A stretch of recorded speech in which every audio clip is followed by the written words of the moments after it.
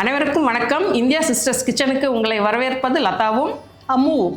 அக்கா, இன்னைக்கு நாம ஹோட்டலில் செய்வாங்க இல்லையா சாம்பார், டிஃபன் சாம்பார், அந்த சாம்பார் பண்ணலாம். நம்ம வீட்டில் எப்படி சாம்பார் செஞ்சாலும் அந்த ஹோட்டல் ஸ்டைல் சாம்பார் மாதிரி இல்லைன்னு சொல்லுவாங்க. இன்றைக்கி நாங்கள் செஞ்சு காட்ட போகிறோம். இதே மெத்தடில் நீங்கள் செஞ்சு பாருங்கள்.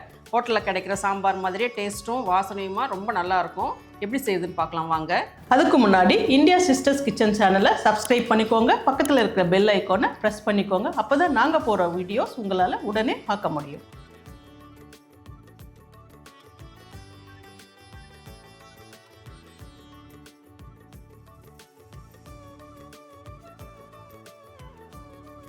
இப்போது இந்த சாம்பாருக்கு தேவையான ஃப்ரெஷ் பொடி மசாலாவை தயார் பண்ணிக்கலாம். அதுக்கு 1 டேபிள் ஸ்பூன் கடலைப்பருப்பு, 1/2 டேபிள் ஸ்பூன் உளுத்தம்பருப்பு, 2 டேபிள் ஸ்பூன் தனியா, 1 டீஸ்பூன் சீரகம், 1/4 டீஸ்பூன் மிளகு, 1/4 டீஸ்பூன் வெந்தயம், 1 டீஸ்பூன் பச்சரிசி, இதோட 10 காஞ்ச மிளகா, கொஞ்சமாக கருவேப்பிலை, இது எல்லாம் போட்டு லைட்டாக பொன்னிறமாக வறுத்துக்கலாம். இது லைட்டாக வறுத்தா போதுங்க. ரொம்ப வறுத்திங்கன்னா கருப்பாக ஆகிடும், அந்த டேஸ்ட்டும் மாறிடும், அந்த வாசனை வரும். உங்களுக்கு வறுப்பழப்பவே வாசனை நல்லா வரும். அந்த டைமில் இறக்கிக்குங்க. இறக்கி ஆற வச்சுக்கோங்க. ஆற வச்சு மிக்சியில் பொடி பண்ணிக்கலாம். வறுத்த பொருட்கள் ஆறட்டுங்க. அதுக்குள்ளே நாம் பருப்பை வேக வச்சுக்கலாம். நான் 100 கிராம் தூரம் பருப்பு எடுத்திருக்கேன். இதை போட்டு இதோட 3 கப்பு அளவு தண்ணியை ஊற்றி 1/4 டீஸ்பூன் மஞ்சளை போட்டு 1 டீஸ்பூன் எண்ணெயை விட்டு மூடி ஒரு 3 விசில் வர வரைக்கும் வைக்கலாம்.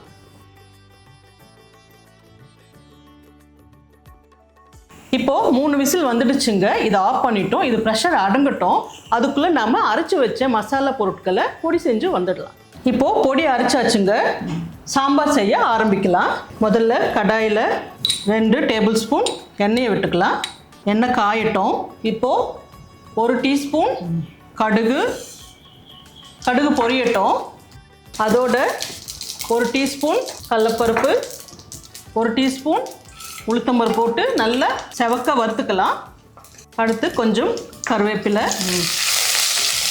அதோட ஒரு 20 சின்ன வெங்காயம் வச்சுருக்கேன், இதையும் போட்டுக்கலாம்.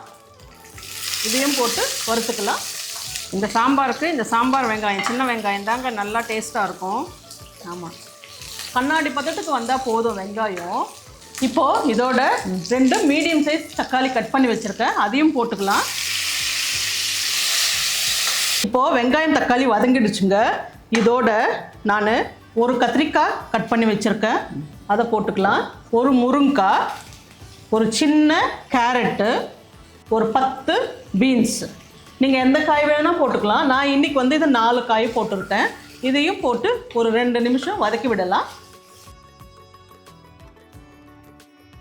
இப்போது இதில் நாம் அரைச்சி வச்சுருக்கிற பொடியை போட்டுக்கலாம். போட்டு 1 நிமிஷம் கலந்து விடலாம்.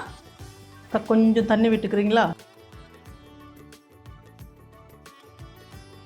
இப்போது காயும் மசாலாவும் நல்லா கலந்து விட்டாச்சுங்க. இதோட இப்போது நாம் வேக வச்சுருக்கோம் இல்லைங்களா பருப்பு, அதையும் ஊற்றிக்கலாம். ஒரு 2 கப் அளவு தண்ணியை விடுறேன். தண்ணியை விட்டு ஒரு 1/2 டீஸ்பூன் உப்பு போட்டு நல்லா கலந்து மூடி வச்சு வேக விடலாம். ஒரு 10 நிமிஷம் வேக விடலாம். அப்பப்போ திறந்து கலந்து விடலாம்.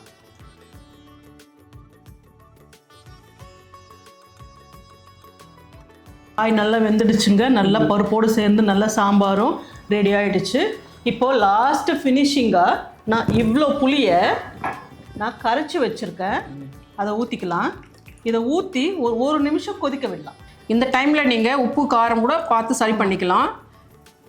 இந்த குழம்பு கன்சிஸ்டன்சி உங்களுக்கு எந்த அளவுக்கு வேணுமோ அந்த அளவுக்கு சரி பண்ணிக்கோங்க. ரொம்ப தண்ணியாகவும் இருக்கக்கூடாது, ரொம்ப திக்காகவும் இருக்கக்கூடாது. இப்போது புளியோடு சேர்த்து நல்லா சாம்பார் ரெடி ஆகிடுச்சுங்க. இது லாஸ்ட் ஃபினிஷிங் டச்ன்றதே உங்களுக்கு இதுதாங்க. ஒரு 1/2 டீஸ்பூன் வெல்லம், இதுதாங்க இதுக்கு டேஸ்ட் கொடுக்குறது. அது போட்டுட்டு ஒரு 2 டீஸ்பூன் நெய். இந்த நெய்யும் உங்களுக்கு அந்த வெல்லமும் சேர்த்து தான் அந்த டேஸ்ட்டும் அந்த மணமும் உங்களுக்கு ஹோட்டல் ஸ்டைலில் நல்லா இருக்கும். இதை போட்டு ஒரு கலக்கிட்டு இறக்கிடலாம். இப்போது ஒரு தாளிப்பு கரண்டியை வச்சு அதில் ஒரு டீஸ்பூன் நெய்யை விட்டு அதில் ஒரு 4 காஞ்ச மிளகா. இதுதான் ஃபினிஷிங் டச். நல்லா இருக்கும், டேஸ்ட்டும் கொடுக்கும், மனமும் நல்லா இருக்கும். அதோட ஒரு 1/4 டீஸ்பூன் பெருங்காயம்.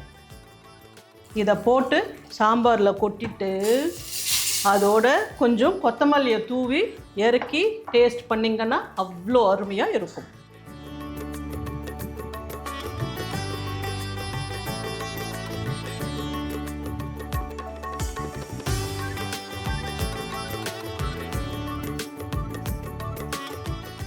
சூப்பரான hotel style tiffin sambar ready ஆகிடுச்சுங்க. நீங்களும் உங்கள் வீட்டில் இதே மாதிரி செஞ்சு பாருங்கள், உங்களுக்கு ரொம்ப பிடிக்கும்.